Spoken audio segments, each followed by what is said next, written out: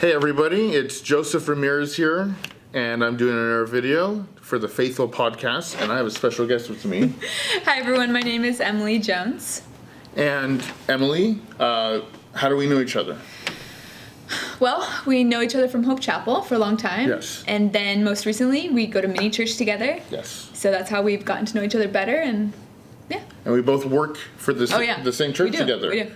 Your position is? I'm the women's youth pastor here at Hope Chapel. Yes, you work with the junior high and high school girls. Yes, both of them.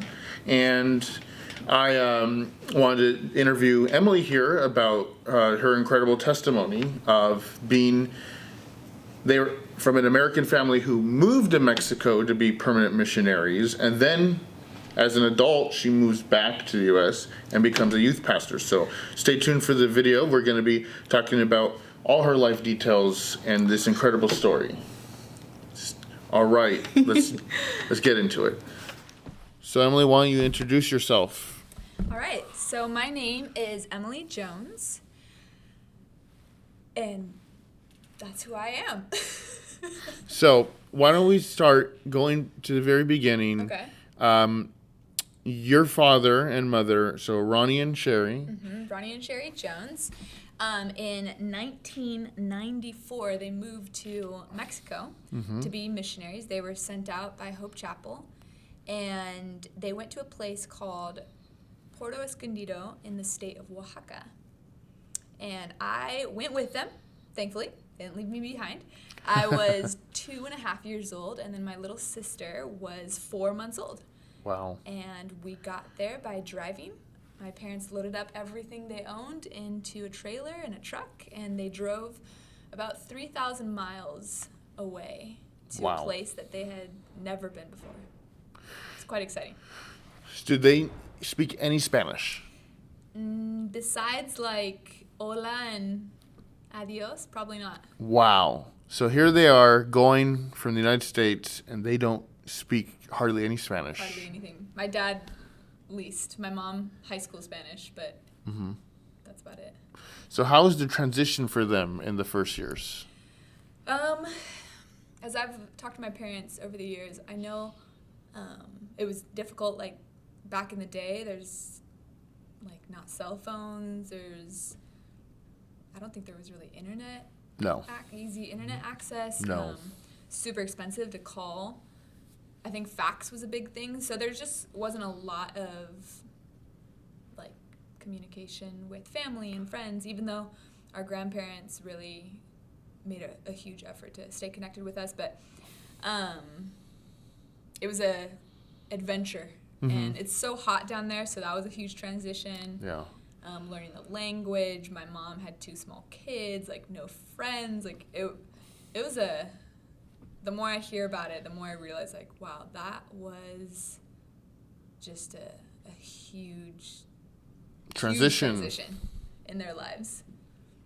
I imagine. I was always curious how that worked out.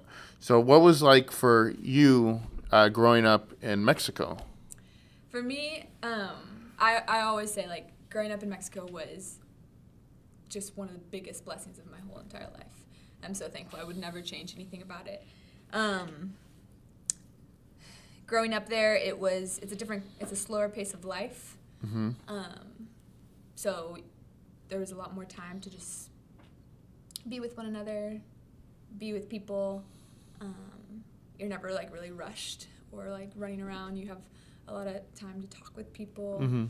I didn't have a lot of friends growing up when I was little because I was homeschooled. Okay. But whenever we would go to parties, which, there's always birthday parties or whatever, we would go to them and I'd make friends right away with all the little kids. And then I would see them the next time at a party. So that was really fun. That was when I was really little.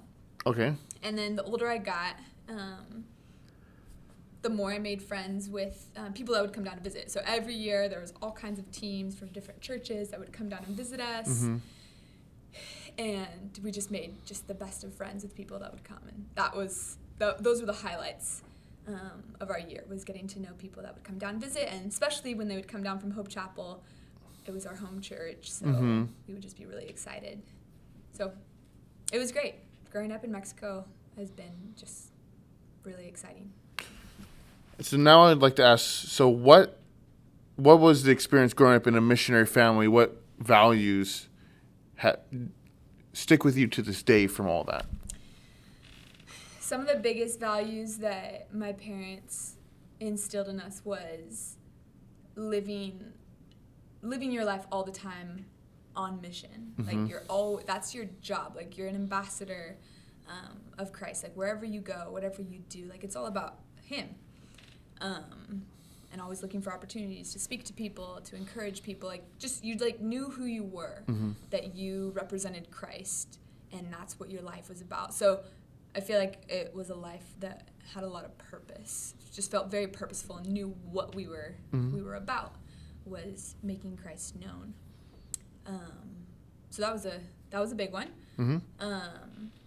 Another thing, just kind of a little funny tidbit is, whatever people put before you, eat it.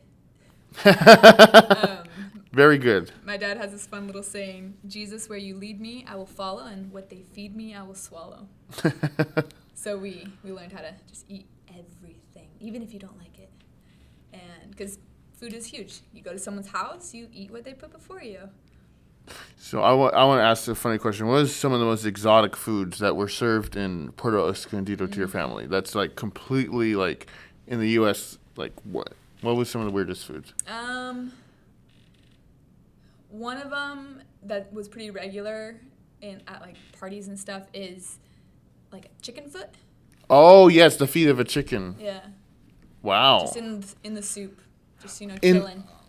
I've seen pictures of that before. I'm definitely gonna put a picture of that in the video, so people can know what that looks like. Yeah. And then we didn't really eat this a lot, but we always liked to have it, especially like when we came to Hope Chapel and just like talked about our ministry, is grasshoppers. Oh, I've heard of that. They're crunchy, kind of lime, salt tasting. But actually, something that we did regularly eat that is very different than here is during the rainy season, they would have flying ants, which are called chicatanas.